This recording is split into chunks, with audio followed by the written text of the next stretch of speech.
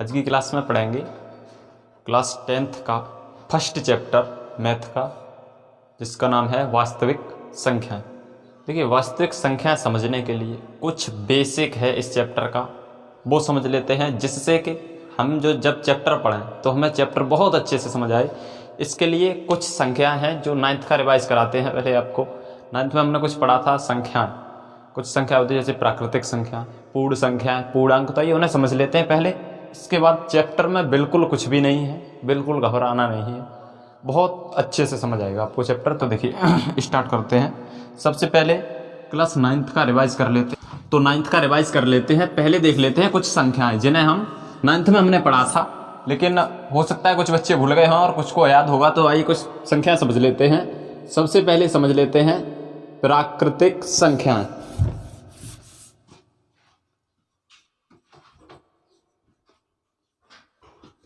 प्राकृतिक संख्याएं, एक तो प्राकृतिक संख्याएं, दूसरी पूर्ण संख्याएं, तीसरे पूर्णांक, चौथा परिमेय संख्याएं, आगे अपरिमेय संख्याएं,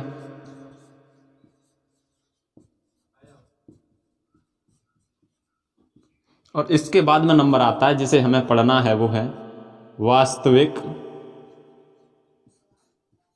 संख्या। आज की क्लास से आपको बहुत कुछ समझ आएगा, बहुत ज़्यादा। जैसे कि आज की क्लास में पढ़ेंगे तो आज की क्लास के बाद एक प्रश्नावली है आपकी 1.3, उससे बहुत अच्छे से समझ सकते हैं। तो देखिए समझ लेते हैं प्राकृतिक संख्याएं कौन सी संख्याएं होती हैं। प्राकृतिक संख्याएं 1 से स्टार्ट होती हैं, 1 2 3 4, और ये कहाँ तक जाती हैं? अनंत तक। इसी प्रकार पूर्ण संख्याएं जो होती हैं वो 0 से स्टार्ट होती हैं, और 1 2 3 4, और ये भी कहाँ तक जाती हैं? अनंत तक। आगे बात आती है पूर्णांक की। तो हमारे पास पॉजिटिव संख्या तो हो गई, फिर हमें जरूरत पड़ी आगे गणित को और अच्छे से समझने के लिए माइनस संख्या होगी। तो पॉजिटिव और नेगेटिव, जैसे मान लेते हैं 0 1 2 3 4 और अनंत तक पॉजिटिव, और माइनस के 2 माइनस के 3, इसी प्रकार अनंत तक पॉजिटिव। जब हमें कुछ माइनस संख्याओं की भी जरूरत पड़ी, उनको भी हमने सम्मिलित कर दिया, तब हमारी संख्याएं बनी पूर्णांक 0 सहित प्लस में और माइनस में सब में होते हैं। केवल पूर्णांक में दशमलव वाली संख्याएं नहीं होती हैं। आगे बात आई परिमेय संख्या की। तो 9th में थोड़ा बहुत हमने पढ़ा है कि परिमेय संख्याएं P/Q के रूप की होती हैं, जहां Q naught is equal to 0 होता है। P पूर्णांक, P क्या होता है? पूर्णांक, और Q भी क्या होता है? पूर्णांक। P और Q दोनों पूर्णांक होते हैं। पूर्णांक होने के साथ साथ ये सह अभाज्य संख्याएं होती हैं। ये कैसी संख्या होती हैं? सह अभाज्य। अब सहअभाज्य संख्या कौन सी होती है? सहअभाज्य संख्या वे संख्या होती हैं जिनका HCF कितना आए? 1 आए, या कह सकते हैं वे संख्याएं जो स्वयं से कटें या फिर 1 से कटें, सहअभाज्य संख्याएं कहलाती हैं। देखिए, अब आपके मन में सवाल चल रहा होगा कि परिमेय संख्या फिर होती क्या है। जैसे अगर बात की जाए 2/4 की, आप लोग बताएंगे 2/4 परिमेय संख्या है या नहीं। अगर इसके हिसाब से देखें तो 2/4 P/Q के रूप में लिखी है। पहली कंडीशन, परिमेय संख्या को चेक करने की पहली कंडीशन, संख्या P/Q के रूप में होनी चाहिए। तो संख्या P/Q के रूप में है। आगे Q naught is equal to 0 होना चाहिए, मतलब जो भिन्न का हर लिखा है वो 0 नहीं होना चाहिए। तो भिन्न का हर भी 0 नहीं है। कितना है हमारा? 4। आगे P और Q पूर्णांक होने चाहिए। P और Q क्या होने चाहिए? पूर्णांक। देखिए 2 भी पूर्णांक है और 4 भी पूर्णांक भी है। आगे अब जो मेन चीज है वो है ये, P और Q कैसे होने चाहिए? सह अभाज्य, मतलब वे संख्याएं जिनका HCF 1 आए। अगर इन दोनों का HCF देखते हैं तो 2 को लिख सकते हैं 2, 4 को लिख सकते हैं 2 गुणा 2। अगर इसके HCF की बात करें तो इसका HCF कितना आएगा? HCF किसका? 2 का, और 4 का HCF आएगा 2। अगर इनका HCF 2 है एक के अलावा अगर कुछ और HCF आता है तो वे संख्या परिमेय संख्या नहीं है। ये परिमेय संख्या नहीं। अगर इसको काट दें 2 से तो ये हो गया 1/2। अब ये क्या है? परिमेय संख्या। अब ये परिमेय संख्या है, पहले ये परिमेय संख्या नहीं थी।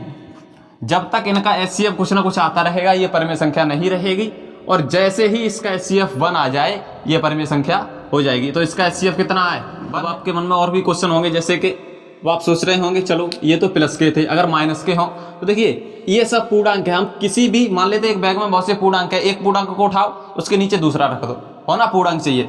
देखिए कोई भी रख सकते हैं, जैसे मान लेते हैं -2 और फिर उठाया 1 रख दिया, तो ये भी क्या है? परिमेय संख्या। और कोई उठा लो, 3 उठाया उसके नीचे 4 रख दिया, 4 उठाया उसके नीचे 3 रख दिया। आंसर चाहे बड़ा हो चाहे छोटा, उससे कोई दिक्कत नहीं है। अब 2 परिमेय संख्या है या परिमेय? 2 अगर पूछा जाए परिमेय है या परिमेय, तो देखिए इसको लिख सकते हैं 2/1। अगर इन दोनों का HCF लेंगे तो 1 आएगा, अगर 1 आएगा तो ये भी परिमेय संख्या है। मतलब परिमेय संख्या चेक करने के लिए संख्या P/Q के रूप में हम व्यक्त कर सकें। अगर कोई संख्या चेक करनी है परिमेय है कि नहीं, तो उसे P/Q के रूप में व्यक्त कर सकें। Q है वो 0 नहीं होना चाहिए, नॉट इज इक्वल टू, मतलब हर है वो 0 ना हो, कहीं ऐसा ना हो 3/0 लिखे हो। अब आप कहें कि पूर्णांक तो ये भी है, 3 भी है और 0 भी है, 0 को छोड़ के हर में 0 नहीं होना चाहिए। 0 के अलावा कोई संख्या है तो चलेगा, Q 0 नहीं होना चाहिए। जो P और Q है वो पूर्णांक होने चाहिए। ऐसा ना हो कहीं पर लिखा हो 2.5/3, तो ये जो 2.5 है ये पूर्णांक नहीं है, तो ये परिमेय संख्या नहीं हो सकती। आगे P और Q पूर्णांक होने चाहिए, और पूर्णांक होने के साथ साथ P और Q सह अभाज्य संख्या होनी चाहिए। मतलब जिसका HCF कितना आए? 1 आए, तब तो वो सभी संख्या हमारी परिमेय संख्या है। आगे बात आती है अपरिमेय संख्या की।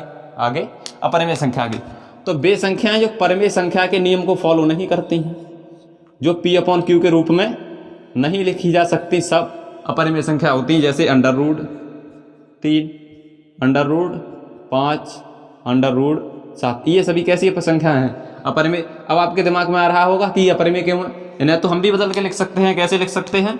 इन्हें लिख सकते हैं √3/1 लिख सकते हैं, इसे लिख सकते हैं √5/1। तो देखिए समझ लीजिए ये P/Q के रूप में तो व्यक्त हो गई, यहाँ तक तो सही है। Q naught is equal to 0 है, यहाँ भी सही है। लेकिन जब चेक करेंगे P और Q, P और Q दोनों क्या होने चाहिए? पूर्णांक। हर में तो पूर्णांक है, एक तो पूर्णांक है, लेकिन √3 इसे लिख सकते हैं 1.73 2/1। जो अंश में लिखा है, जो P का मान है वो पूर्णांक नहीं है। अगर अंश और हर दोनों पूर्णांक नहीं है तो वे संख्या हमारी परिमेय संख्या नहीं है। वे सब संख्या कैसी है? अपरिमेय संख्या। तो प्राकृतिक संख्या हमने समझ ली। प्राकृतिक संख्या जो होती हैं वो सभी संख्याएं 1 से स्टार्ट होती हैं और प्लस में अनंत तक चलती हैं। पूर्ण संख्याएं होती हैं वो 0 से स्टार्ट होती हैं और प्लस में अनंत तक चलती हैं। प्राकृतिक संख्या और पूर्ण संख्या में इतना ही अंतर है कि पूर्ण संख्या में 0 होता है और प्राकृतिक संख्या में 0 नहीं होता है। आगे पूर्णांक। जब पॉजिटिव नंबर हमने जान लिए तो हमें जरूरत पड़ी गणित को और समझने के लिए माइनस नंबर की। तो हमने माइनस नंबर की भी कुछ जानकारी की, कुछ खोज की गई, तो उनको लिखा गया पूर्णांक में। पूर्णांक में बस इतना ही अंतर है, इतनी चीज ध्यान रखने वाली है कि पूर्णांक में कोई भी दशमलव संख्या नहीं आती है।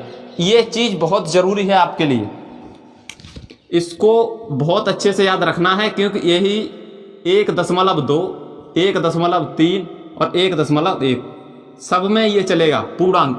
पूरे चैप्टर में पूर्णांक चलता रहेगा, तो इसको ये क्लास देखना बहुत जरूरी है। पूर्णांक। अब बात आई परिमेय संख्या की, तो परिमेय संख्या P/Q के रूप की होती हैं, जहां Q naught is equal to 0।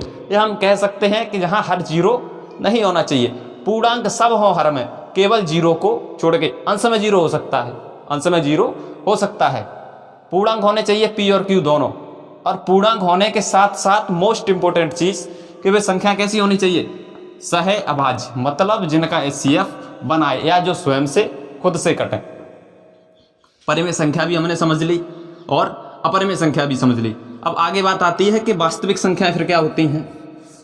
आगे नंबर आता है कि वास्तविक संख्या क्या होती है। तो देखिए जो वास्तविक संख्या होती हैं, जितनी संख्या अब तक हमने पढ़ी, ऊपर जितनी भी संख्याएं पढ़ी, 1, 3, -5, -8, √4, 8, 4, जो कुछ भी हमने पढ़ा प्लस में माइनस में, वो सब हमारा क्या है, वास्तविक संख्याएं।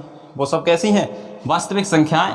अब इसके आगे, इससे भी थोड़ा आगे पढ़ेंगे, देखेंगे चैप्टर में HCF ज्ञात करना, यूक्लिड विभाजन प्रमेय का।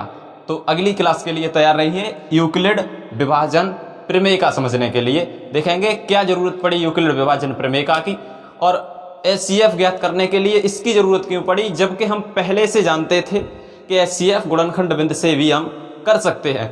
तो वो भी क्लास देखने के लिए हमारे चैनल को जरूर सब्सक्राइब कर लें, जिससे कि कोई भी नोटिफिकेशन आए या कोई भी क्लास अपलोड की जाए तो सबसे पहले नोटिफिकेशन आपके पास पहुंचे।